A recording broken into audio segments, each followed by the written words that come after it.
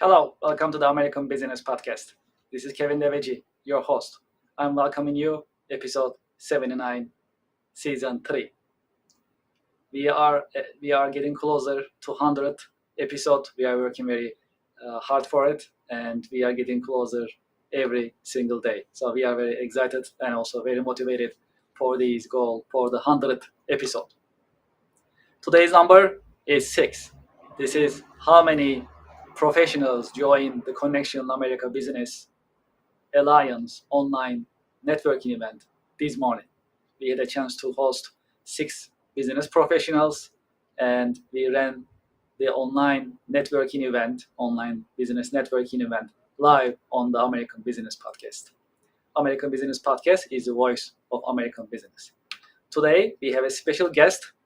We'll talk about American manufacturing. We'll talk about the opportunities in manufacturing and the state of American manufacturing. Let's welcome our guest and let's get the conversation started. Hello, Hello, Kevin. welcome to the podcast. Thanks so much. Very excited to be here with you and chatting with your audience. I appreciate it. Thank you for being with us in your busy schedule. It's my pleasure. It's absolutely my pleasure. I hope you are having a great week so far. Yeah, Kevin, I had a great week. Anytime I get to get out and meet with our customers, it's a great week. So I just returned from Huntsville, Alabama. I'm back here in Colorado in my home office here Friday, and it's been a great week. Thank you. Yeah, that sounds great. Well, we have a lot to cover, and we are looking forward to learning from you. As you know, the American Business Podcast is an educational, informative podcast and the voice of American business. In this sense, I'm sure there are a lot of things that we need to learn from you. As a start, would you please introduce yourself and your organization to our listeners and to our audience? Absolutely. So my name is Rush Lascelles. I have the privilege of being the CEO for Fathom Manufacturing. I joined the company in December of last year, so a little over 9 months ago. And Fathom is a manufacturing service provider. I'll unpack that a little bit, but just to give you a bit about the size and the scope, we've got about 350,000 square feet of manufacturing space here in the United States.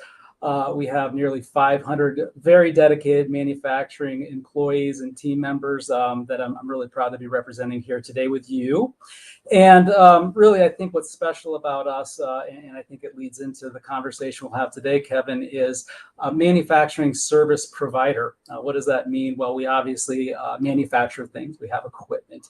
But I think that, what's really most exciting is about the opportunity for our team members to solve problems for our customers. We tend to focus on early stage, low volume, and really get to be intimate with our customers about what they're trying to produce, what their design engineers want, and how you actually get that into a factory and out to their customers. So very excited.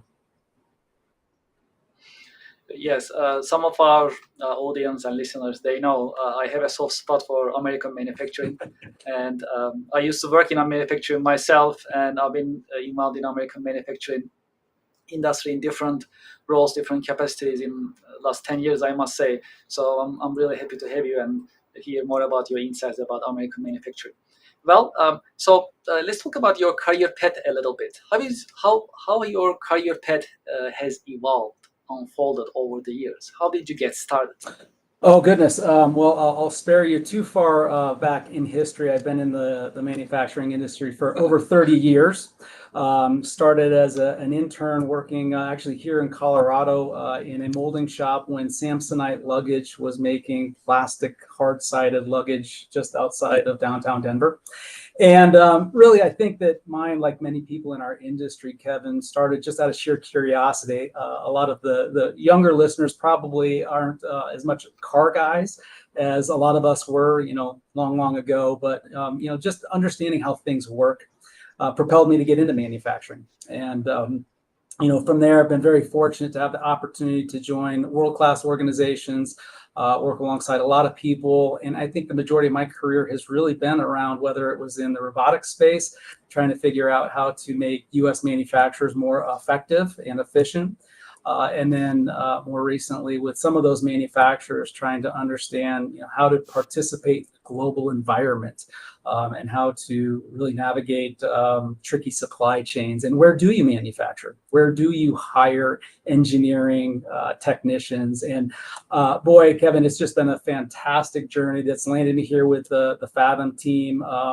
doing much of what I just described. Yeah, this is really exciting. And since I'm very close to American manufacturing, I also understand the challenges in general, especially finding talent, adapting technology, being competitive in the marketplace, especially in this year. The focus on the American manufacturing actually became an opportunity for manufacturers in the sense to introduce manufacturing to next generation, as well as making investments for to be even more competitive in global marketplaces, and more importantly, making as much as in US to make it made in USA, right? So these are important initiatives. I actually had a chance to join some of the events. The head of small business administration came from DC, and they had actually roadshow. A trip that they were just going from city to city, town to town, to talk to manufacturers. Right. And that even showed the enthusiasm and determination in this sense to how to support manufacturers, American manufacturers, to make things in US. So that's really important in that sense. Another important part that I've been seeing and observing is to introduce manufacturing to the next generation. Mm-hmm. So the old perception is like difficult, dirty work environment. You don't want to be in manufacturing. That's the typical mindset that they have, the perception for the manufacturing, which is not the case. Right. I was at an event. I had a tour, factory tour yesterday in Hapag Industrial Park on Long Island, part of New York, and things are very modern nowadays, right? So a lot of technology is being used. The work environments are also attractive, clean, nice. And these also needs to be introduced to the next generation so they can understand the potentials for them to build their career. What do you think? I couldn't agree more. I mean, you said so much there, but let me start with, I think manufacturing has had a PR problem for many, many decades, frankly. When I came out of engineering school, I went to school in the Bay Area, in the San Francisco Bay Area, and I was one of the few that didn't go into high tech. Again, because I'm mechanically inclined, and most of my peers and classmates were like, well, why would you go do that? Because as you perfectly said, it just has a perception of, as we talked about in the robotics industry, the 3Ds: dirty, dull, dangerous. That if you go into a factory, that's what you should expect. And so it wasn't a really exciting place to go to work. And I think, unfortunately, that's permeated over the last, certainly couple decades here. And some of the brightest minds that are coming out of university or trade schools are opting to go into computer industries and other places, and they're not even considering the wealth of opportunities in manufacturing. So I think that's just part of the problem statement. And there's a lot of folks like yourself who I think are doing the right thing and trying to educate our younger people that, look, there's a lot to do. And I would tell you that you're 100% right. There are factories that are using more AI than you're going to find in some office spaces in Silicon Valley. There are an amazing amount of opportunities to apply computing skills, critical thinking. It's not just, lifting parts and putting them on cars. It's just, that is not what it is. And I think as a economy, we're compelled, folks like yourself and me, to usher in the next generation. So it's a very important discussion. Absolutely. Well, let's look at your day-to-day work. What are the exciting and challenging parts of your work on a daily basis? Yeah, it's a great question. For me, it's really trying to clear a lot of the roadblocks for my team to go and do the wonderful things they want to do. One of our mantras at Fathom is really get decision-making and autonomy closest to two very critical points, Kevin. One is we've got wonderful technicians and people who understand how to use the equipment that we use, whether it's CNC, whether it's 3D printers, whatever the equipment or modality of manufacturing, get those folks empowered to talk to and get closest to the second most important set of constituents in our world, which are our customers. And because of what we just discussed, Kevin, the fact that manufacturing's had a tough go in the last 10, 20 years. You can look at some indices recently, like the PMI, which is a Purchasing Managers Index, which says that we're buying less today than we were yesterday. And unfortunately, companies have lost, either by way of attrition and aging out older engineers. There are gaps between a lot of new, exciting companies who need products, need access to the people I'm describing on our machines, 3D printers, et cetera. And that's really what I think about doing every day, is trying to get those folks together so that we can solve their problems and do what our employees really love to do, which is solve those problems. Let's talk about the state of U.S. manufacturing, if that's okay. Yeah.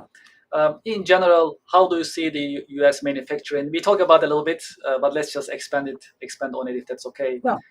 How do you see the U.S. manufacturing right now? The state of U.S. manufacturing. What are their challenges, and what are the opportunities that you see in general? Yeah, I mean, let's start with, I think, the challenges. The challenges are some products should not be manufactured in high-wage nations. I mean, that's just a little bit of table stakes. And once you get comfortable with that, because there are certain areas in the globe where people don't require the same pay that we do here in the US. So there's the first foundational challenge, is that if you said all manufacturing, well, that's part of our problem statement. That doesn't preclude a lot of really exciting things that we see happening here in the US that make folks like myself very optimistic. If you look at what we're seeing in the way of humanoid robotics, you think about what we're doing in and around anything AI enabled robotics, and then you start looking at electric vehicles, and then you start looking at some of the things that our government's trying to do for infrastructure.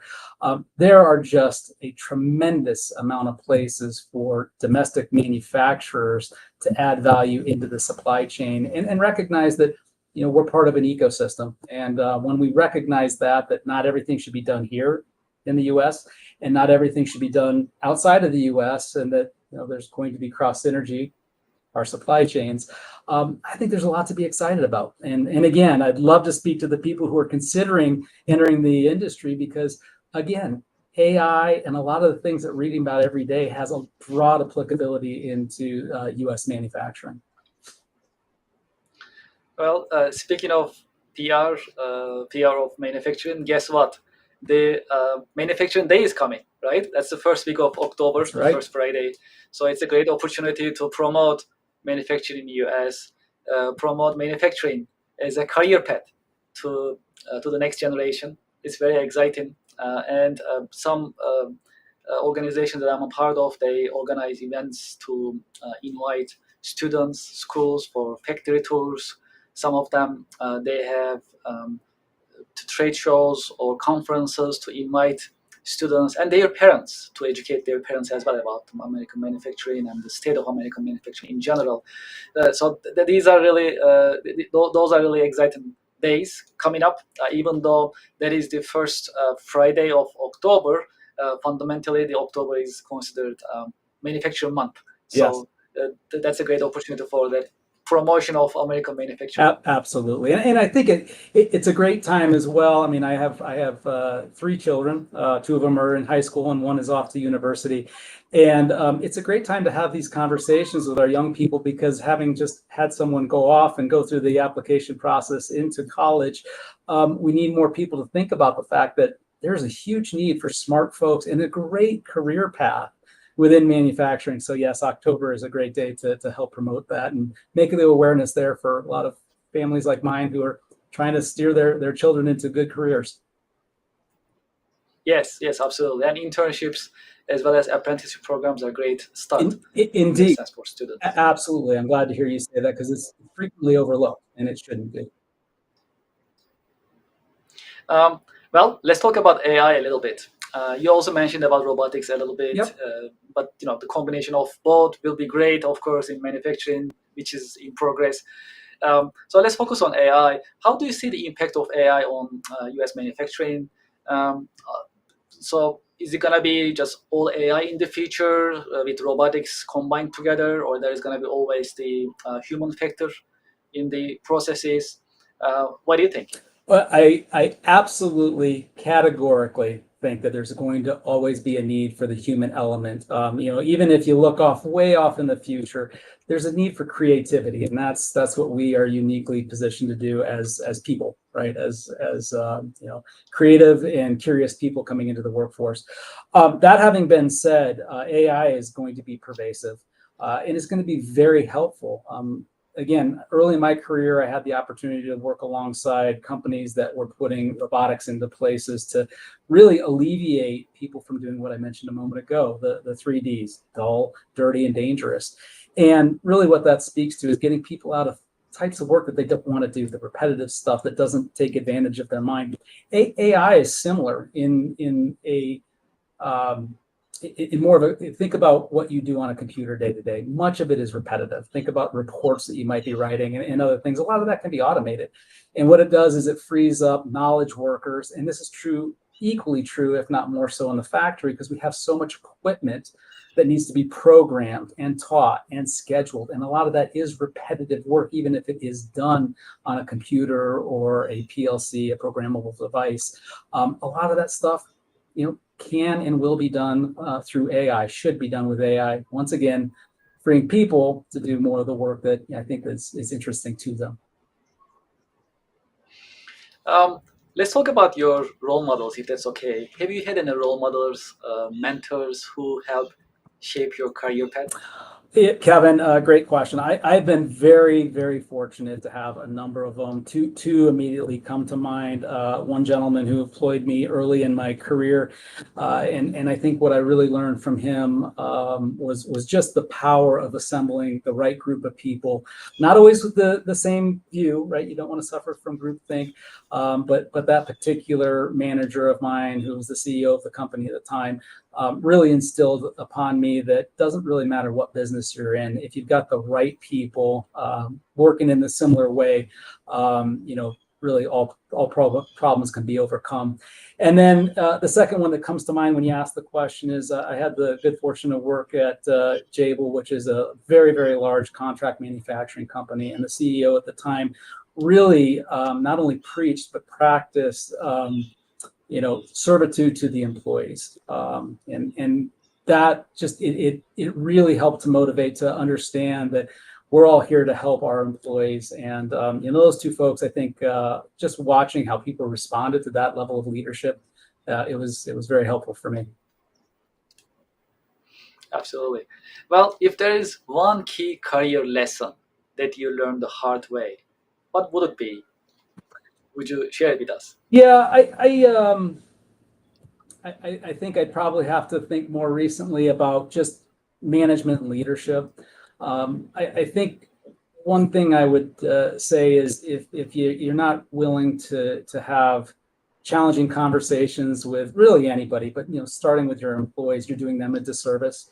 And so some of my hard lessons were by trying to keep peace among teams, maybe not directing or redirecting, and doing that just to try to keep calm. And I think that what I've found in my career is that the more I'm caring enough to tell someone that, hey, if you attend to this either deficiency or do something differently, you're going to be more successful. We're going to be more successful and have those hard conversations. I think by not having that, I learned some lessons earlier in my management career that hopefully some folks can sidestep. But in your career journey, has there been a book or maybe books, any movie or a show that helped you shape your perspective professionally? It's funny you asked this. I was just speaking about a book just last week that I go to quite frequently, and it's called Shackleton's Way.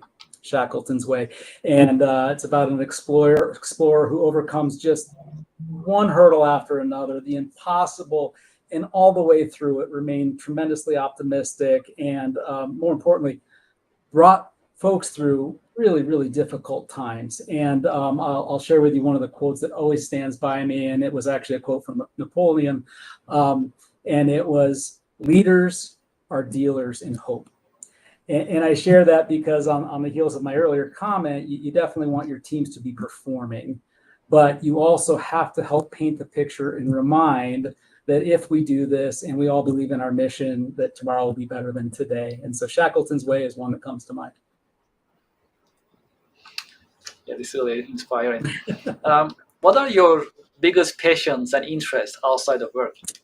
I work a lot, and I mentioned I have 3 kids. So I think one thing that if any other of your listeners or audience members or parents, they'll recognize your hobbies very quickly shrink into your family and children. And so I've been very fortunate that my kids are athletes and they're wonderful students. And so whenever I'm not working, I am doing something in and around their lives. And I've been fortunate to be able to do that. So my kids are my hobby. Absolutely, yes, makes a lot of sense. Family first. Yeah. If you had a chance to go back history, to what time period would you go back, and why? That's another really good one. I am a bit of a manufacturing nerd, Kevin. I think that while I could pick a number of things, I was fascinated with the optimism and excitement that Henry Ford brought to manufacturing. And I cite many of his quotes and many of the teachings.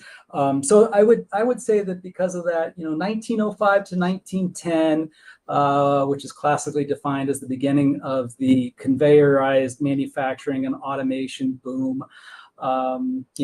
Ford was actually very instrumental in post-war industrial revolution. But I'd say I would love to go back and really watch how he motivated the nation to industrialize with a view to getting an automobile in every driveway to free up people to explore the world. I just think it was a wonderful connection point of a mission and something that we all take for granted that, without Henry Ford, people couldn't afford cars. And that has played out time and time again with computers, with phones, and the list goes on. So probably somewhere with Henry Ford. Well, in our professional journey, we all have difficult times from time to time, right? And sometimes challenging times. How do you stay motivated and inspired? It's a really good question. I think it's a great question for people to hear on your podcast, because manufacturing, again, I'll reference the PMI, and for anybody who's not familiar with it, it's the Purchasing Managers Index, frequently referenced in industry as whether we're expanding or contracting. And the good portion of the last 36 months have been contraction. And so I think a lot of people in the manufacturing space have kind of asked that question: is, well, why is this exciting? What should I stay in? So I gave you my view of Henry Ford. I think that people who can stay true to a mission, who understand that if we're trying to go to space, if we're trying to aid the human condition in healthcare, if we're just trying to help with communications with cell phones, et cetera, if through your hard days you can remain connected to that mission, and this is what great leaders do. I think it's what great managers do, is once again saying, look, this will pass, but let's remember that we're going somewhere with it and it's worth fighting for. What would be your career advice for the next generation business professionals who are just entering into the job market? Yeah. I'm a devout believer that curiosity is a predictor of success. And everybody has a curiosity in one way, shape, or form about something. And, for us, I think that one of the things that binds most everyone in the manufacturing industry is that innate curiosity of how things work, how to make them better, whether it's continuous improvement. And I'd say that follow your heart. There's something out there for everyone. And I've been reading a lot about the trades. So if you don't want to go to university, that's great, because there's such a need for people who understand how to be an electrician, how to be this, how to be that, and the future's so bright. So I would just say, remain curious. And then the other thing I'd also say is that over time, you learn how to be courageous, right? And it speaks to your last question is, how do you overcome challenges? Well, have the courage to keep persevering through it, as long as, again, what you're working on is something you're curious about. For those who like to be in touch with you, to learn more about your organization or who likes to continue this conversation, what is the best way to be in touch with you? Well, I'd say first and foremost, would love for people to come and take a look at what we do on our website. And our website is www.fathom, Fathom, MFG, but for manufacturing. So fathommfg.com. And then you can reach me through that. I'm available there and would love to chat with any of your viewers. Right. Thank you so much for being with us in your busy schedule. And thank you for sharing your professional wisdom with us on this beautiful Friday. Much appreciated. Absolutely, Kevin. And thank you. I wish you best of luck to getting to 100 and beyond and expanding your viewership. It is a great message. And so thank you and keep doing what you're doing. Thank you very much. Pleasure is all mine. And I wish you a great weekend. Thank you very much. Thank you. Well, to our audience and to our listeners, we had a great episode 79. We're almost 80, right? So we are getting close to the 100. Well, we learned a lot about quantum manufacturing, and we also had a chance to get some more insights about American manufacturing in this episode. So it was very educational. I hope you like it. You found it to be informative. As I always say, in the American Business Podcast, you'll always learn something new. And that is why we invite business owners, leaders, entrepreneurs, manufacturers, all experts. They share their professional wisdom with you. And that this creates the education and informative environment for all of us. Well, would you like to be a guest in the American Business Podcast? Just send us an email, americanbusinesspodcast@gmail.com. Also, we welcome sponsors and advertisers. If you like to advertise in the American Business Podcast or sponsor, you can also send us an email, americanbusinesspodcast@gmail.com. We also welcome your insights. What do you think about the American Business Podcast? Do you have any questions? Would you like us to share a particular subject? Would you like us to invite a particular guest? Please let us know. Your insights are important because at the end of the day, the American Business Podcast is your podcast. And we like to make sure you are seeing the insights, you are seeing the content that you are interested. Feel free to send us an email. Also, I'd like to invite you to our website, americanpodcast.tv. We update it on weekly basis, so you can learn more about the American Business Podcast, coming schedule, as well as you'll have a chance to get the links for our YouTube channel, the Connection America Business Networking event, registration links, also links to Spotify, Amazon Music, Instagram, and other social media channels that we are a part of. We also have a membership program, as you know, that you can also register, join, and be a part of this growing business-minded community. As you know, a couple of weeks ago, we got YouTube Silver Award because we have now more than 100,000 YouTube subscribers. Thank you for your support. If you haven't done so, please go to our YouTube channel. This is the QR code right here. You can scan these. They'll take you to our YouTube channel. You can subscribe and support us. And if you are feeling more generous, you can also share your comments, thoughts in the chat box, in the comment box in YouTube channel as well. Really appreciate it. Okay, what else is happening? As you know, we have an online networking event called the Connection America Business Networking Event. Today, we performed the one that we organized for September, and the one for October is scheduled for October 24th. If you are interested in promoting your company, your products and services, meeting with other business professionals, I'd like to invite you to the Connection America Business Alliance Business Networking event. I have the QR code on the screen. You can scan the QR code and sign up for the next online networking event. The unique thing about the networking event that we are having is, A, you'll be able to network with other business professionals who are joining the Connection America networking event. B, you'll be on the American Business Podcast live. So our audience, thousands of business-minded professionals, subscribers and supporters and followers, they will be watching your interactions with other business professionals during this networking event. So that is the unique thing about it, and it's going to be live on the American Business Podcast. We launch our membership program, and we allow you to be a member. We allow you to join. So we put together a different types of membership programs with different benefits. When you scan this QR code, or when you go to our YouTube channel, or you can go to our website, americanpodcast.tv, you'll have the membership types that we put together. You can pick the one that you like, and you can sign up and join the American Business Podcast membership program. Each membership type comes with benefits, and we love to have your support as well. So it means a lot to us, and you are more than welcome to join this growing membership program and enjoy the benefits of the membership. Let's talk about some of our sponsors. Ms. Excel. If you are interested in learning Excel and other Microsoft software systems in an enjoyable and engaging way, consider Ms. Excel. That's the QR code on the screen. When you scan the QR code, it'll take you to their website. You can see the course catalog. Before you check out, please use the discount code just for the American Business Podcast listeners and viewers, ABP 2025, and enjoy the benefits of Ms. Excel and enjoy the courses. If you are in the market for an accounting system or ERP system, especially SAP ERP and Oracle ERP, consider iTech Consulting.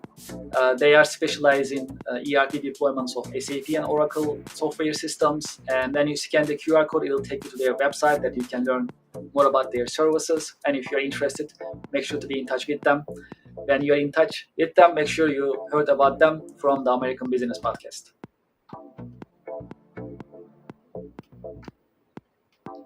That's it for today. Thank you very much for listening. Thank you very much for watching. I am looking forward to having you in the next The American Business Podcast episode. The American Business Podcast is the voice of American business. Thank you very much. Have a great weekend.